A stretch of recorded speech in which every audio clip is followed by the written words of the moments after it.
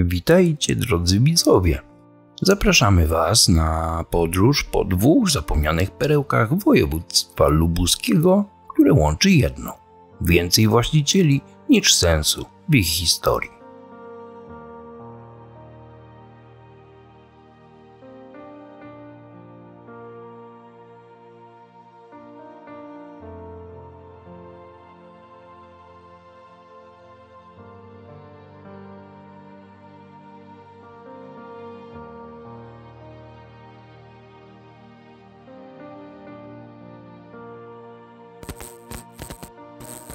Będziemy zwiedzać z przymrużeniem oka, bo inaczej się nie da. Ruiny, zaniedbane i szlacheckie dramaty to idealny przepis na komedię z nutką ironii.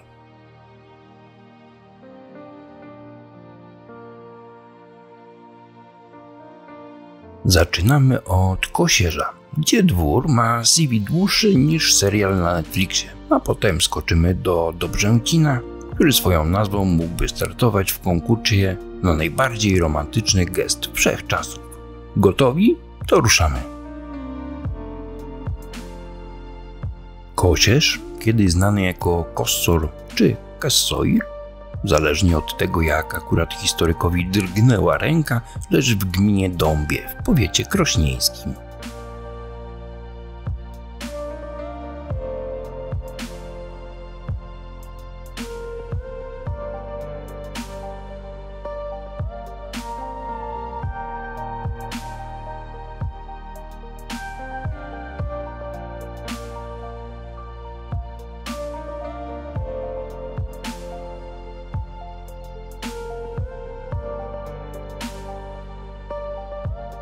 Pierwsza wzmianka o tej wsi pochodzi z 1305 roku, czyli z czasów, gdy ludzie jeszcze nie wiedzieli, co to Wi-Fi, a mimo to jakoś żyli.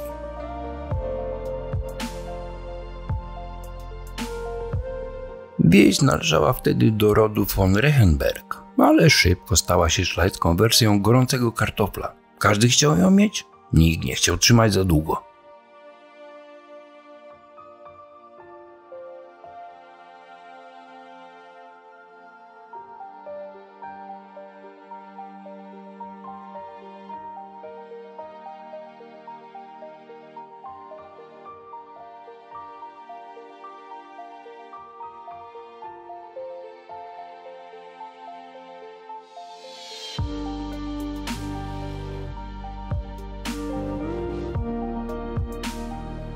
W latach 1441-1463 rezydował tu Frycze, albo Fritzke, bo kto by się przejmował pisownią, Rabenau.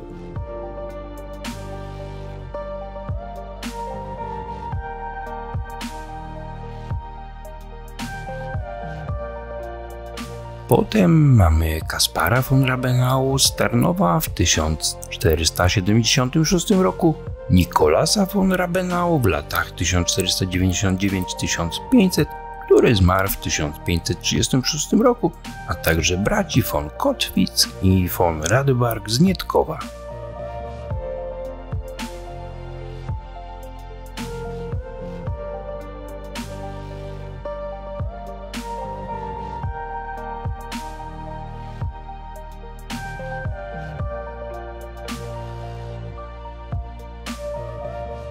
Lista właścicieli brzmi jak wykaz świętych: Krzysztof, Melchior, Hans, Zygmunt, Franz.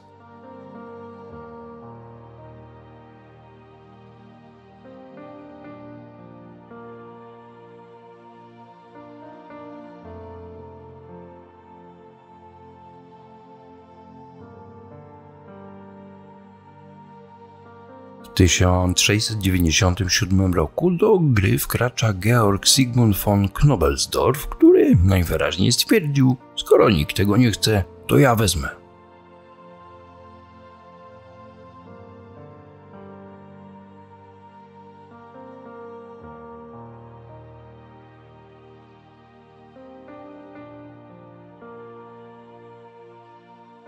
Żonaty z Ursulą Barbarą von Haugwitz, już w 1700 roku stawia magnacką siedzibę. Barokową perełkę, która miała krzyczeć: patrzaj ta, jaki jestem bogaty.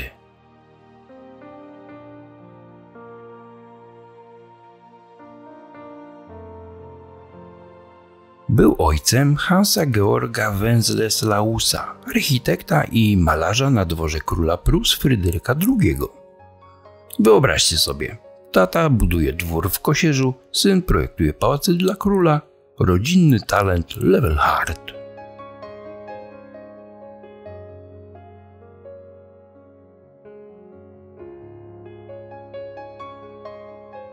Ale już w 1713 roku majątek ogłasza upadłość. Cóż, nawet szlachta miała problem ze spłatą rat za swoje fanaberie.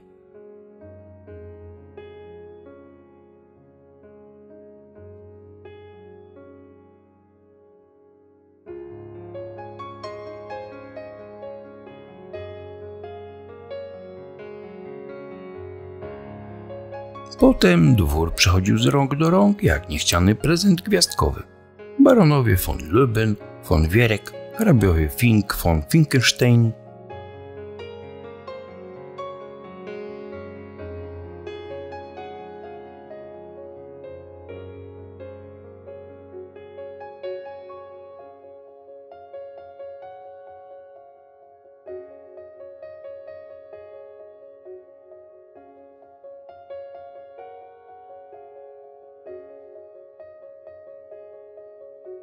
W 1787 roku majątek trafił do baronów von Kottwitz, którzy trzymali go aż do 1945 roku.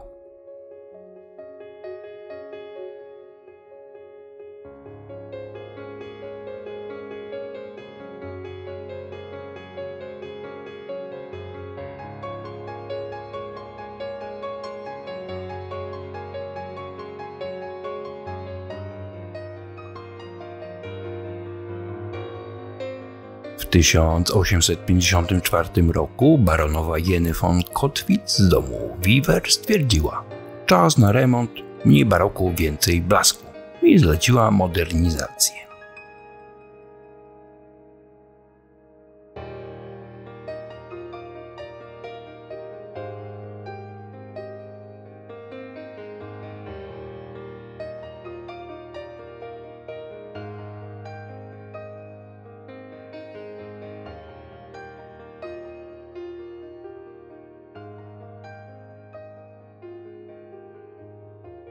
W 1879 roku majątek liczył 1200 hektarów, a w 1896 za baronowej Berty von Kottwitz już 1668 hektarów.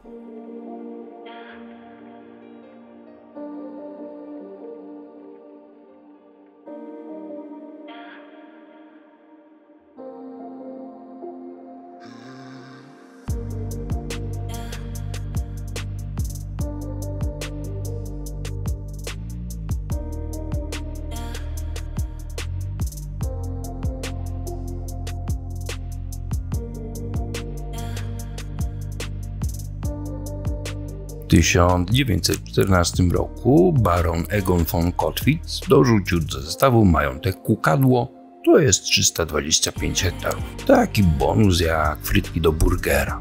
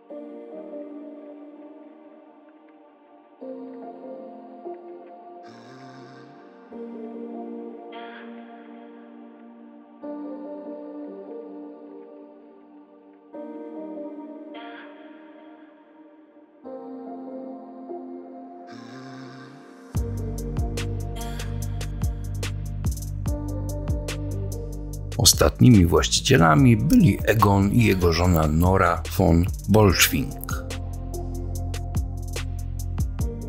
Po 1945 roku przyszły PGR-y i zaczęło się powolne umieranie.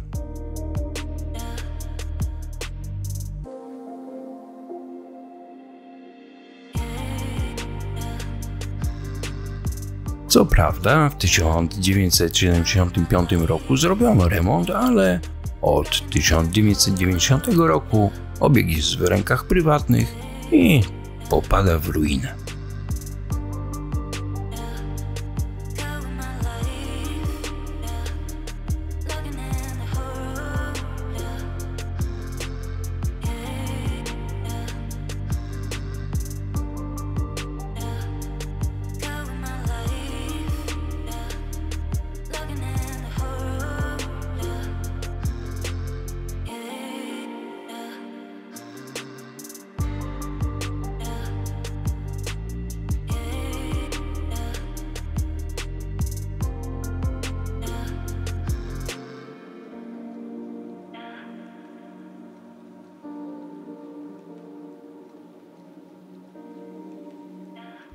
A teraz szybki skok do Dobrzęcina w gminie Czerwińsk.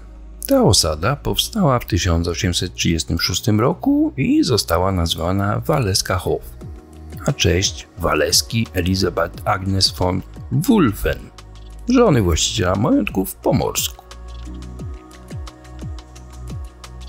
W 1896 roku Dobrzęcin był częścią majątku pomorsko należącego do hrabiów von Schmettow. W 1914 roku wciąż był ich, ale bankructwo zmusiło do sprzedaży. W latach 20. XX wieku przejęła go berlińska spółka Gurak. Po 1945 roku, jak większość takich miejsc, trafił do Skarbu Państwa i PGR-u, klasyka gatunku. Dwór zbudowano w 1851 roku, a baronowie Wolzogen trzymali go do końca II wojny światowej. Cały majątek miał prawie 600 hektarów i był prawdziwym kombajnem rolniczym. Kartofle, mleczarstwo, rybołówstwo, bo własne stawy, konie, bydło, trzoda chlewna, a nawet cegielnia. Do tego kuźnia, stelmacharnia, 2 traktory i prąd z elektrowni w Biesowicach. Żyć, nie umierać.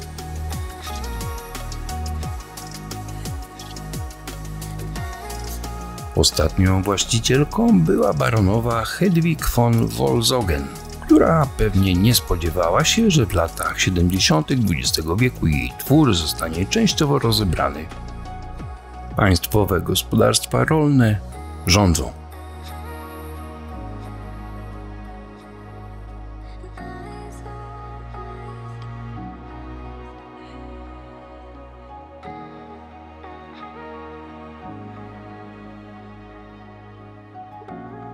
I tak kończymy naszą podróż po lubuskich cudach, które widziały więcej właścicieli niż warszawskie kawalerki na wynajem.